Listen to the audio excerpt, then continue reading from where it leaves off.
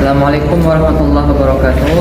Alhamdulillahirabbil alamin wassalatu wassalamu ala asyrafil anbiya'i wal mursalin sayyidina Muhammadin wa ala alihi wa ashabihi rasulillahi ajma'in. Puji syukur kita hadirkan kepada Allah Subhanahu wa taala yang mana masih memberikan kita karunia-Nya hingga saat ini, dan juga selawat beserta salam kita hadirkan kepada Nabi Muhammad Rasulullah sallallahu alaihi wasallam, yang mana kita harapkan syafaat beliau di hari akhir kelak nanti. Amin ya rabbal alamin. Yang kami hormati dosen pengampu mata kuliah tafsir tematik masyarakatan, yaitu dosen Ustadz Ahmad Bulian Nasution MA, dan yang kami sayangi teman-teman sekalian. Di sini kami kelompok 1 ingin mempresentasikan mata kuliah kami, ingin mempresentasikan makalah kami yang berjudul pengantar mata kuliah tafsir tematik masyarakatan, pengantar mata kuliah tafsir tematik dan relevansinya kepada studi sosial. Di sebelah saya sebagai moderator yang bernama Ahmad Maulana, dan juga sebagai presentator pertama, presentator kedua, dan sebelah kanan saya Kak Mutia sebagai presentator pertama, dan sebelah kiri saya Bang Haris sebagai presentator ketiga. Langsung saja kepada Kak Mutia, kami persilakan. Saya sebagai presentator pertama akan menjelaskan pembahasan metode tafsir tematik. Tafsir tematik dalam bahasa Arab disebut juga sebagai tafsir maudhu'i, yaitu cara menafsirkan Al-Quran dengan mengumpulkan semua ayat yang membahas suatu tema tertentu. Kemudian setelah kita mencari satu temanya, kemudian kita analisis secara urut sesuai waktu turunnya, yang diberi penjelasan, uraian, komentar, dan pokok-pokok kandungan hukumannya. Tafsir maudhu'i ini juga menunjukkan bahwa seorang mufassir yang menggunakan metode tematik ini harus menguasai atau memiliki kemampuan mendalam dalam memahami seluruh ayat yang berkaitan dengan tema tersebut. Dan ia juga harus menguasai makna kosakata serta sinonim yang berhubungan dengan tema tersebut. Dalam proses penafsirannya, mufassir menyusun ayat-ayat itu berdasarkan urutan turunnya untuk memiliki perkembangan petunjuk Al-Quran terkait isu yang dibahas. Kemudian, ada pun langkah-langkah yang perlu ditempuh oleh seorang mufassir dalam menggunakan metode tafsir tematik atau tafsir maudhu'i yang dilakukan secara sistematis dan terencana. Yang pertama itu, ada mufassir harus menentukan terlebih dahulu topik atau persoalan yang akan dibahas secara tematik. Setelah tema ditetapkan, langkah berikutnya adalah menelusuri dan mengumpulkan seluruh ayat Al-Quran yang berkaitan dengan persoalan tersebut. Kemudian, ayat-ayat yang telah dihimpun kemudian disusun berdasarkan urutan turunnya agar dapat terlihat perkembangan petunjuk Al-Quran secara kronologis, sekaligus dilengkapi dengan pemahaman mengenai latar belakang turunnya ayat atau asbabun nuzulnya jika informasi tersebut tersedia. Adapun contoh tafsir tematik yang berkembang dalam masyarakat antara lain Al-Mar'ah fi Al-Quran Al-Karim karya Syekh Abbas Aqad, yang kedua ada Al-Riba fi Al-Quran Al-Karim karya Abu Al-A'la Al-Maududi, dan yang ketiga ada Wasaya Surah Al-Isra karya Profesor Dr. Abdul Hayy Al-Farmawi. Kemudian ada pun beberapa kelebihan dari tafsir tematik secara ringkas, yaitu yang pertama ada menjawab tantangan zaman, praktis dan sistematis, membuat pemahaman menjadi utuh, dan kemudian membuat tafsir menjadi dinamis. Selanjutnya akan dibacakan oleh presentator kedua. Baiklah, saya presentator kedua.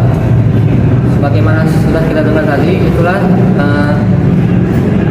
dari namanya arti dari tafsir tematik. Kalau kita ulang lagi, yaitu tafsir tematik itu intinya begini. Kita ambil dulu tema yang ingin kita bahas, dan setelah dapat kita temanya, baru kita lihat apakah ada ayat Al-Quran yang membahas tentang tema tersebut. Nah, hubungan dengan mata kuliah kita membahas tentang studi sosial atau kemasyarakatan. Jadi, kita langsung ke UGM-nya. Kajian tafsir tematik tentang masyarakat ini penting dilakukan agar umat Islam dapat memahami bahwa ajaran Islam tidak hanya berorientasi pada aspek spiritual dalam ibadah, tapi juga dimensi sosial, dimensi kehidupan sosial.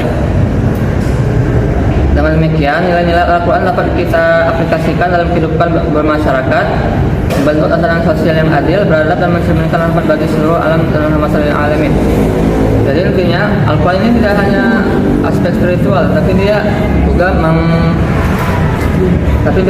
juga mencakup kehidupan sosial kita.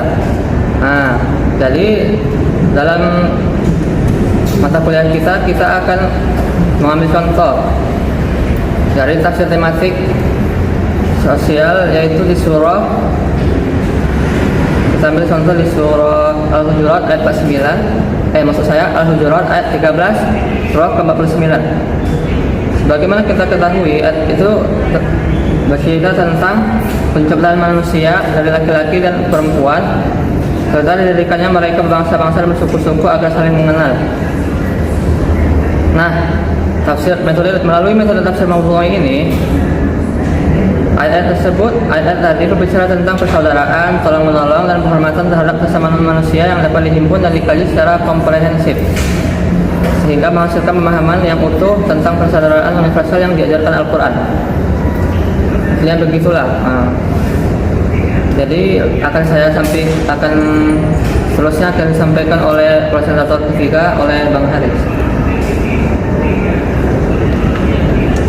Baiklah, terima kasih yang sudah memberikan saya kesempatan untuk sebagai presentasi ketiga.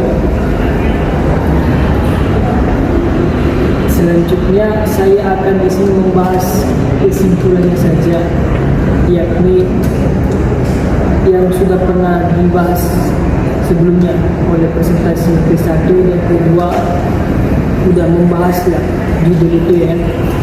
Ini saya akan bahas sedikit saja, intinya saja secara rinci.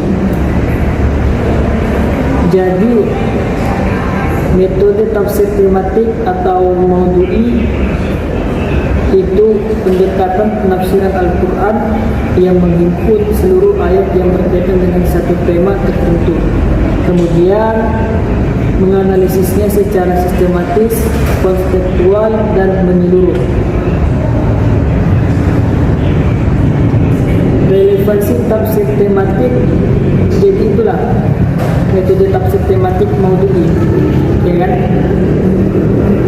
Selanjutnya yang berkaitan dengan tafsir tematik studi sosial, bagi studi sosial, yaitu dapat menghadapi persoalan modern seperti ketidakadilan, kesenjangan sosial, kemanusiaan, dan pluralitas.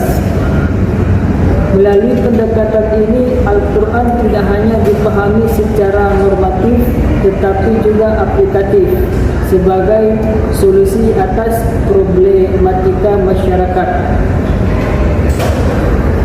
yaitu nilai-nilai seperti ukhuwah insaniyah atau persaudaraan kemanusiaan, keadilan sosial, hak asasi manusia, dan pengentasan kemiskinan dapat digali secara komprehensif untuk membentuk tatanan sosial yang adil, inklusif, dan